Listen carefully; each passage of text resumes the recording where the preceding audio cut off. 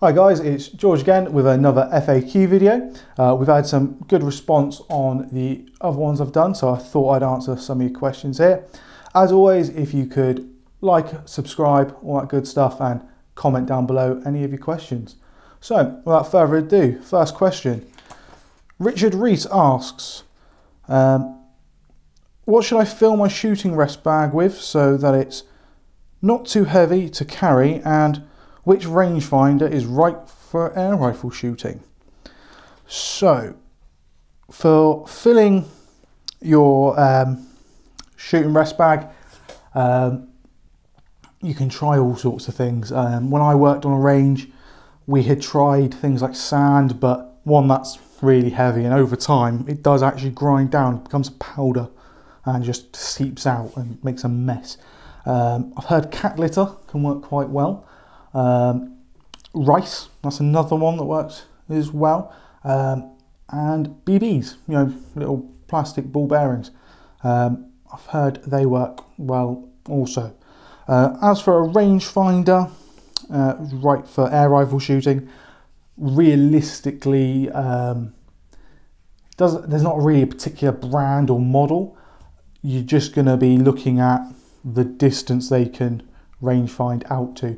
Most nowadays are at least 1,000 meters / yards, and they start from about £100-ish, if not just a little under.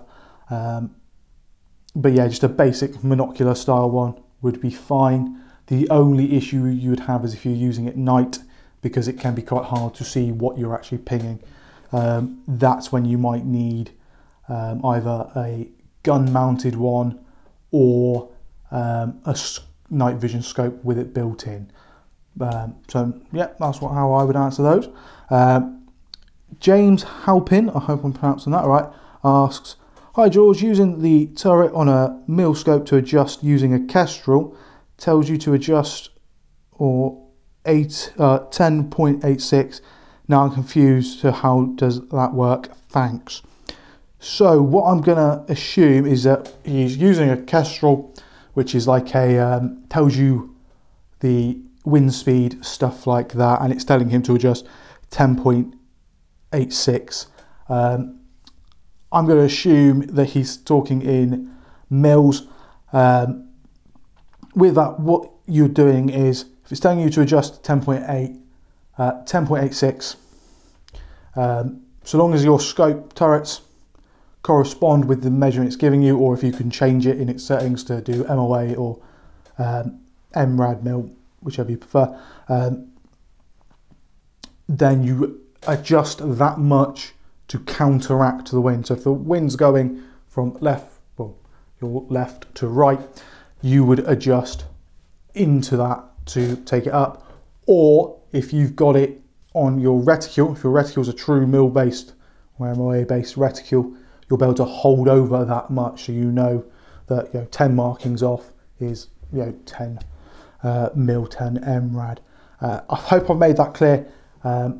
Obviously, if you need any clarification, comment down below. David James, I'm using a PARD NV007V.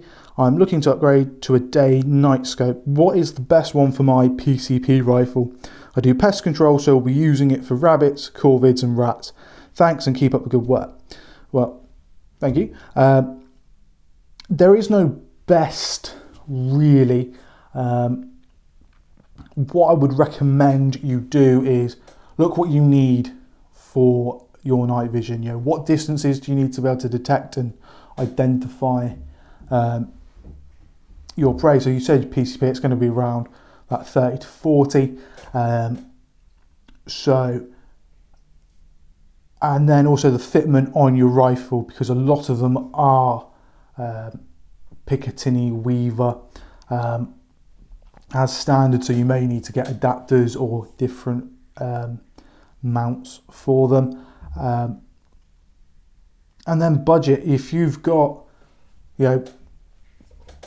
thousands of pounds, you can spend lots of money and get the latest greatest type of sight with all the bells and whistles. But if you just want something to point and shoot, you're going to be looking more toward things like the Sightongs, the Sightmark Wraiths, stuff like that. Or if you're looking at the high end, you're going to be looking at like the new Hip Micro Alpex, which is very good, or maybe even you might want thermal as well. They're all things you just need to consider first. So hope I made that clear. If you need any more clarification, please comment down below.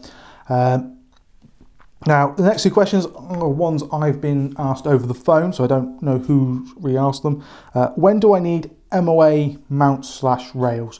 So, for this, it's going to be, what I mean by that is MOA built into the rail. So, you might, if you're buying a rail for your rifle, you might have 20 MOA built in, 10 MOA, or in your mounts, again, same thing, 10, 20, 30, whatever it is. You need that really only at the extremes of shooting. So the extreme long range or extreme close range, where you're running out of adjustment is where, so if you're an air gunner, especially with like the night vision sights, they can sort of bottom out quite close, and so you can't get that reticule any lower, so you might need an MOA rail to bring that down so you can actually zero on target. Versus as well, if you're shooting over the 1,000 mark, your scope might be running out of upward adjustment, and same thing again, you just need something to give you that extra 20 MOA, that extra 30, whatever it is. For your average sort of distances, most scopes and setups are designed for it. It is going to depend a little bit on your scope height and the ammunition and speeds of your projectile, stuff like that. So there's lots of variables when you would need that, but as a general rule, it's at the extremes of shooting, so right up close or very far away. What fixed magnification scope for hunting? So I've been getting asked this a lot, especially with like the immersive optic scopes. They seem to be getting a little bit more popular lately, people wanting them for hunting, and they see, say, the 14 times magnification one, they go, oh yeah, that's the only one, so yeah, that'll be good for hunting. In my personal experience, I've found that you need a lower magnification, because when you're hunting in, out in the field sort of conditions, there's a lot more variables. You're holding your rifle, there's more wobble, which is made great, or you notice it more with higher magnification. Also, your field of view shrinks with higher magnification, and so your ability to scan, make sure your backstops are safe, or if something's moving into, if another thing's moving into the way, that's reduced as well. So I would say, ideally, you don't want anything more than 10 magnification. If you look at like sort of the sort of classic, say, stalking scopes, they're all fixed 6s and fixed 8s as like the highest. Because for that reason, you want to maintain your field of view while you're hunting. So for fixed magnification scopes, I would recommend the 5s, 6s, or even as low as 4 as a fixed hunting magnification scope. Alright guys, I hope that's answered those questions for you. If you have any more, please comment down below, and I'll see you next time.